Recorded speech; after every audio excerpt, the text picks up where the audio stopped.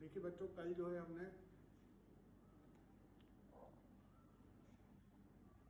RCC में use होने वाले मटेरियल्स के बारे में बात की थी और हमने आरसीसी के इंट्रोडक्शन को डील किया था। आज हम स्ट्रक्चरल डिज़ाइन की बात करेंगे, वर्किंग स्ट्रेस मेथड की बात करेंगे और हमने कहा था कि हम कुछ एजम्पशंस की बात करेंगे जिस पे वर्किंग स्ट्रेस मेथड बेस्ड होता है। तो आप लोगों को मैंने पहले ही लेक्चर में बताया था कि आप लोग IS 456 2000 प्रिपेयर कर लेंगे।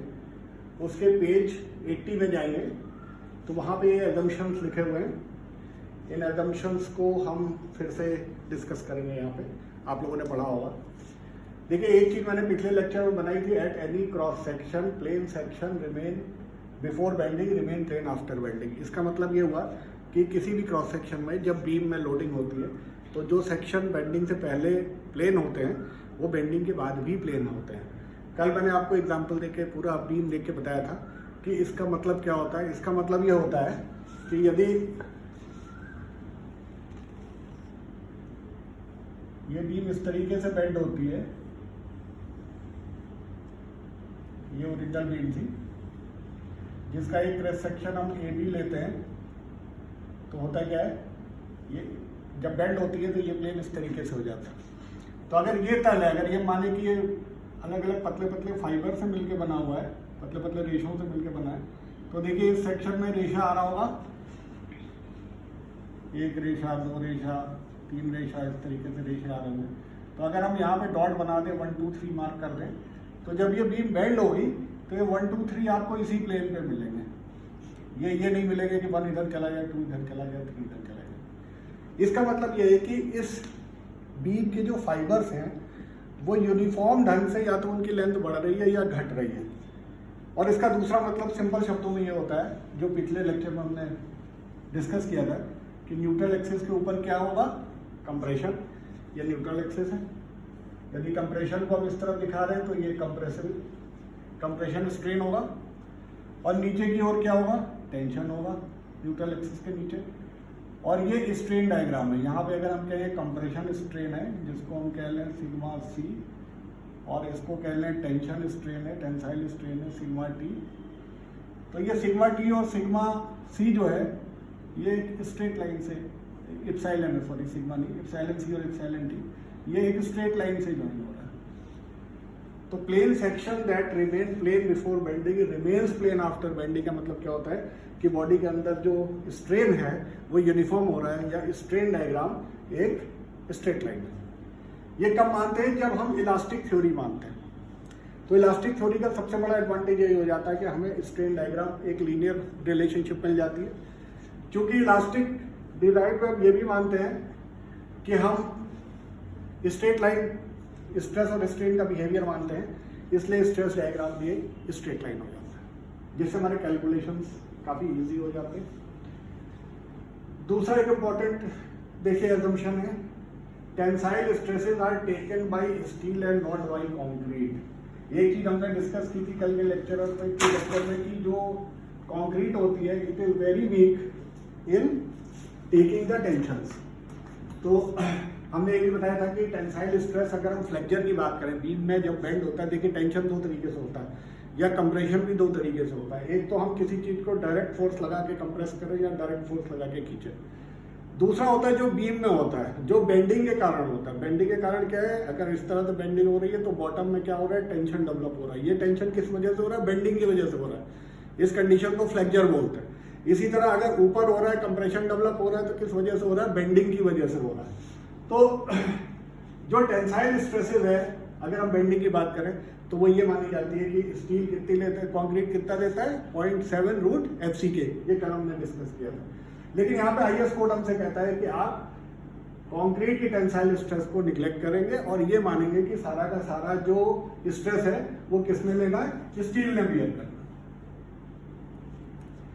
तीसरा है कि stress is proportional to strain under working load. Working load मतलब जिस लोड के लिए हम इसको डिजाइन करेंगे, जो वास्तव में किसी स्ट्रक्चर पर लोड आएगा, वो लोड इतना होना चाहिए कि स्ट्रेस स्ट्रेन के समानुपाती हो सके। स्ट्रेस स्ट्रेन के समानुपाती हो सके मतलब क्या हुआ, इसका मतलब ये हुआ कि जो हम स्ट्रेस स्ट्रेन में डायग्राम बना रहे थे, कल बता रहे थे, इस तरह से माइल्ड स्टील का केस अगर ले लें तो वास्तव में जो लोडिंग है, वास्तव में जो स्ट्रक्चर में लोडिंग हो रही है, उसकी वजह से जो स्ट्रेस डेवलप हो वो इस लिमिट के नीचे ही रहे, कहीं इसके ऊपर ना जाए।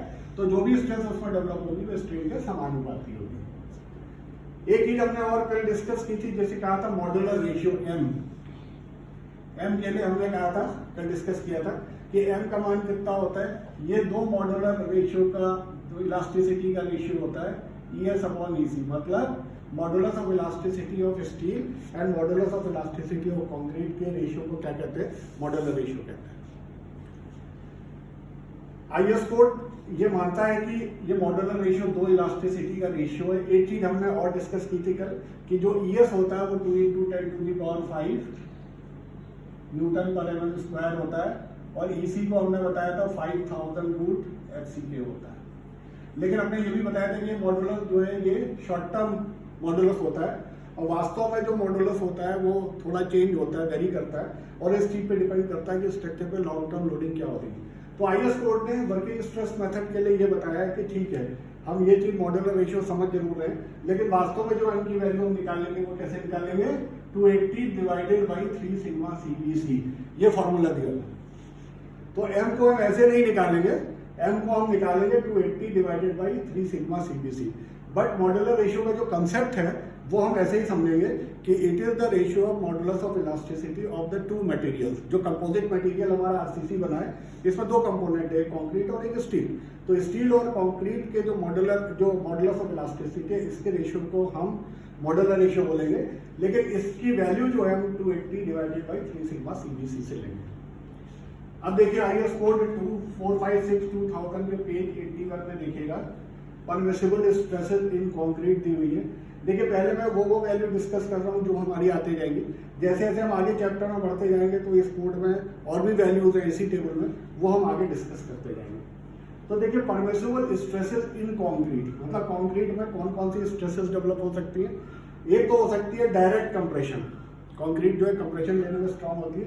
डायरेक्ट कंप्रेशन मतलब कोई कॉलम है जिस पे लोड आ रहा है, वो कहलाएगा डायरेक्ट कंप्रेशन। दूसरा अभी हमने बताया जो फ्लेक्चर की वजह से, बेंडिंग की वजह से जो कंप्रेसिव स्ट्रेस डेवलप होंगी, ये कहलाती है सिग्मा CBC। सिग्मा CBC मतलब क्या होता है, permissible stress of in concrete in bending compression. मतलब बेंडिंग के कारण जो कंप्रेशन कंक्रीट में डेवलप हो रहा है वो कितना आप अलाउ कर रहे हैं, ये लगभग 3 फैक्टर ऑफ सेफ्टी लेके होता है। मतलब लगभग FCK/3 मान लीजिए, लगभग FCK/3। तो आप 15 को 3 से डिवाइड करेंगे तो 5 आएगा, 20 को 3 से करेंगे तो 6 पॉइंट समथिंग आएगा। लेकिन वैल्यू हमको ये लेनी है। कई बार बच्चे क्या होता है, भूल जाते हैं, वो M20 या M25 में उनको कंफ्यूजन है, यार 8.5 वैल्यू थी, ये 25 की थी, 20 थी। तो इतना आप याद रखिए कि ये FCK/3 है। FCK क्या है, कैरेक्टरिस्टिक स्ट्रेंथ, मतलब 25/3, तो ये करीब 8 के आसपास है। इसका मतलब अगर 8.5 वैल्यू हमको याद है तो M25 के लिए होगी, ना कि M20 के लिए होगी। ये आप एक याद करने के लिए, दिमाग में बैठाने के लिए ठीक कर सकते हैं। दूसरा है डायरेक्ट कंप्रेशन। डायरेक्ट कंप्रेशन की वैल्यू होती है FCK/4 या 0.25 FCK। तो देखिए अगर हम 20 को 4 से डिवाइड करें तो 5 आ रहा है। इसी तरह ये वैल्यूज आप रिमेंबर कर सकते हैं। ये वैल्यू आपके कोड में दी होती है, लेकिन फिर भी यदि याद है तो आपको देखने के लिए बार बार कोड को टाइम वेस्ट नहीं करना पड़ेगा। अब देखिए अगर इस पर्टिकुलर M की वैल्यू में निकालनी है, और मान लीजिए M15 के लिए निकालनी है, तो हम क्या करेंगे, 280 divided by 3 into sigma CBC। Sigma CBC कितना है, 5। ये 5 रखेंगे तो ये वैल्यू 18.67 आएगी। ठीक है, इसी तरह जब 20 है, 20 में हम ये वैल्यू रखेंगे 7, तो 280 डिवाइडेड बाई 3 इंटू 7, इसको जब हम डिवाइड करेंगे तो 13.33 आएगा। एक चीज और है कि कई किताबें इसको 18 लिख देती हैं, 19 लिख देती हैं, इसको 13 लिखती हैं। तो यहाँ पे हम क्लियर कर दें कि अनलेस अदरवाइज स्पेसिफाइड, यदि क्वेश्चन में नहीं दिया हुआ है तो हम राउंडिंग ऑफ नहीं करेंगे।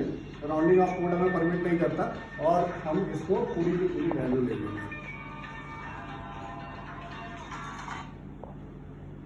ठीक है, तो आप लोग इस तरह से M की वैल्यू निकालिएगा, इन चारों चीजों में M की वैल्यू निकालिएगा और इसको चेक कीजिएगा किसी बुक से, तो आपको बेसिकली मॉड्यूलर रेशियो निकालना आ गया।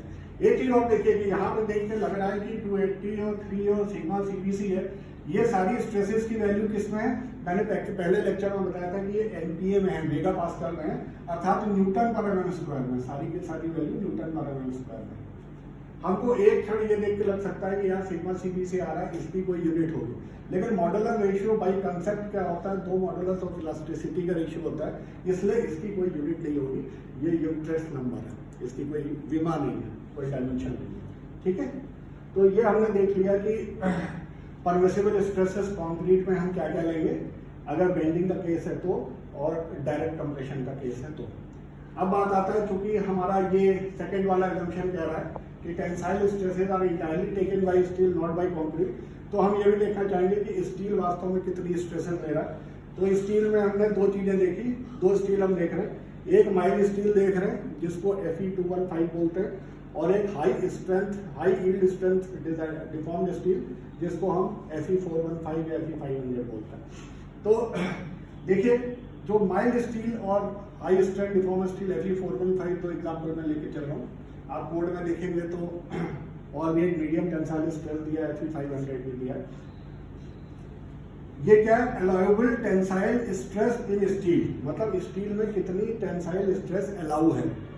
माइल्ड स्टील के केस में दो चीजें होती है कि आपका जो डाया यूज कर रहे हैं, जो बीम में आप जो बीम में टेंसाइल यहाँ पे हो रहा है, मान लीजिए यहाँ पे टेंसाइल हो रहा है, तो यहाँ पे जो स्टील यूज कर रहे हैं उस स्टील का डाया यदि 20 mm और उससे कम है तो ये वैल्यू आप 140 न्यूटन पर mm स्क्वायर या MPa लेंगे।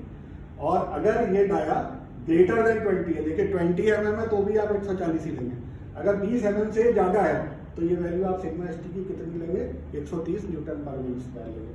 सिग्मा ST क्या है, permissible stress in steel in tension, ठीक है।